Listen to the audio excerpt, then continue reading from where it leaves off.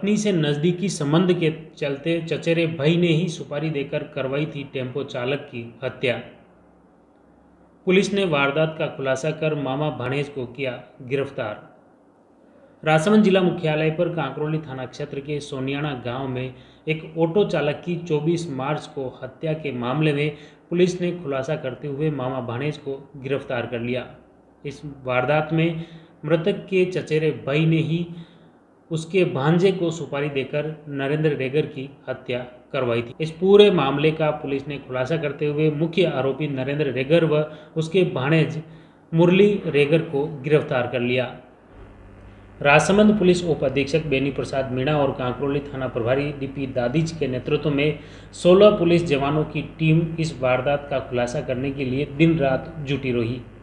4 दिन तक अथक प्रयासों के बाद इस वारदात का पुलिस ने खुलासा किया। पुलिस टीम ने हर एक एंगल को खंगाला और ब्लाइंड मर्डर होने से पुलिस को काफ़ी मुश्किल भी हुई, मगर एक बाइक और दूसरा झगड़े के सुराग ने इस पूरी वारदात का खुलासा कर दिया। नाम के व्यक्ति का बड़ा ब्रूटली मर्डर कर दिया गया था कांकरोली थाना क्षेत्र में। घटना की गंभीरता को देख करके हमने अलग अलग टीमें बताई थी, एडिशनल एसपी डीवाईएसपी के नेतृत्व में, और हमारे काफ़ी सारे जवान उसमें सम्मिलित थे। और पूछताछ करते करते हमें संदेह हुआ कि मृतक का जो ताऊ का लड़का है नरेंद्र, उसके कंडक्ट पे कुछ संदेह हुआ और ऐसा लगा कि अंदर से हमने ठोस और गंभीरता से पूछताछ करी मनोवैज्ञानिक तरीके से, तो नरेंद्र ने वारदात करना कबूला। उसने बताया कि उसे शक था कि उसकी पत्नी के साथ में मृतक के काफ़ी घनिष्ठ संबंध थे और इसी की वजह से वो काफ़ी असहज था और जो मदन है उसको रास्ते से हटा देना चाहता था। उसने अपने साथ में अपने एक कज़न को लेकर के, मुरली नाम के व्यक्ति को लेकर के इस घटना को अंजाम दिया और बड़े चालाकी के साथ में वो खुद मौके पे नहीं गया, उसने मुरली को मौके पे भेजा और मुरली ने ये काम अंजाम दिया। उसने मदन के टेम्पू में बैठे हुए के ताबड़तोड़ हमला किया चाकू से और वहीं उसको मार दिया, मौके से चला गया। तो हमने टीमें बनाई थी, उसके आधार पे हम पहुंचे और साथ ही जो सीसी कैमरा की हमने मदद ली, उसमें एक मोटरसाइकिल आ रही थी। मोटरसाइकिल के संबंध में हमने बड़ा गहनता से अनुसंधान किया तो हमें ये जाहिर हो गया था कि ये मोटरसाइकिल मुरली की है। उसके आधार पर आगे बढ़ते हुए वारदात का खुलासा हुआ है और दोनों मुलजिमों को हमने अरेस्ट कर लिया है। जिला पुलिस अधीक्षक सुधीर जोशी ने बताया कि 24 मार्च की रात 9 बजे सोनियाना गांव के रास्ते पर खड़े टेम्पो में 32 वर्षीय मदन लाल पुत्र किशन लाल रेगर का खून से लथपथ शव मिला। मौका हालात देखने से पता चला कि धारदार हथियार से गले में वार कर उसकी हत्या कर दी गई। पुलिस ने हत्या का प्रकरण दर्ज करते हुए एएसपी शिवलाल बेरवा के निर्देशन में राजसमंद पुलिस उप अधीक्षक बेनी प्रसाद मीणा व कांकरोली थाना प्रभारी डीपी दादीज के नेतृत्व में 6 टीमों का गठन किया।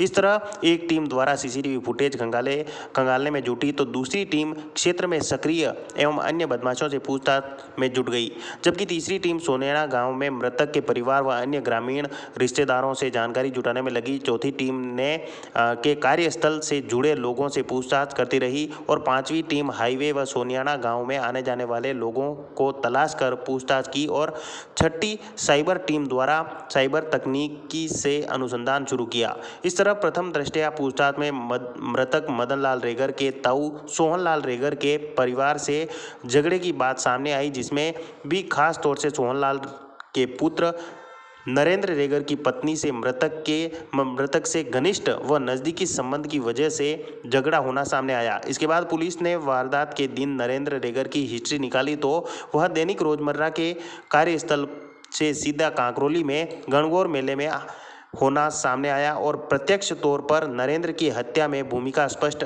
नहीं हो पाई, जिससे पुलिस की चिंता बढ़ गई। मगर तब भी वारदात के घटनास्थल के आसपास एक मोटरसाइकिल देखी गई जो संदिग्ध दिखी।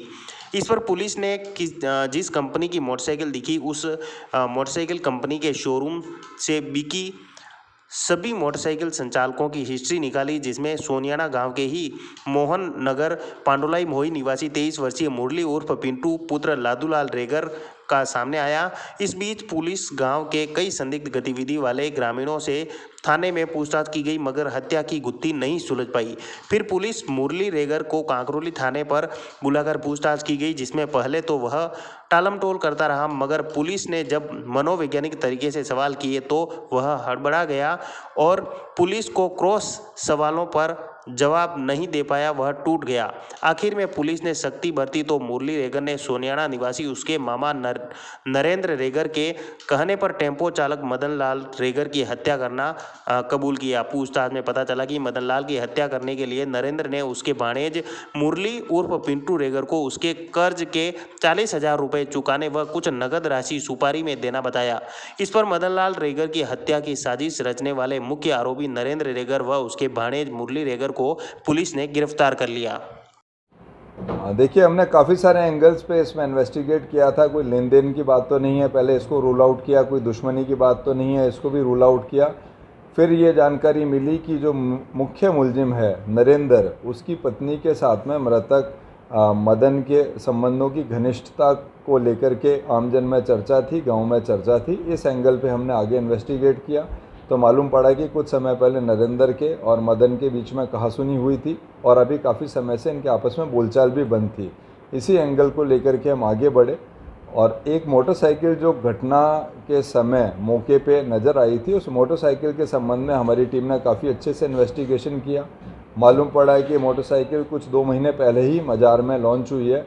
तो 2 महीने में जितनी भी मोटरसाइकिल थी उसके बारे में तफ्तीश करी तो मालूम पड़ा कि मुरली नाम के लड़के के पास में ऐसी मोटरसाइकिल है। तो हमारा शक और पक्का हो गया। नरेंद्र को ला करके हमने इसी आधार पर पूछताछ करी।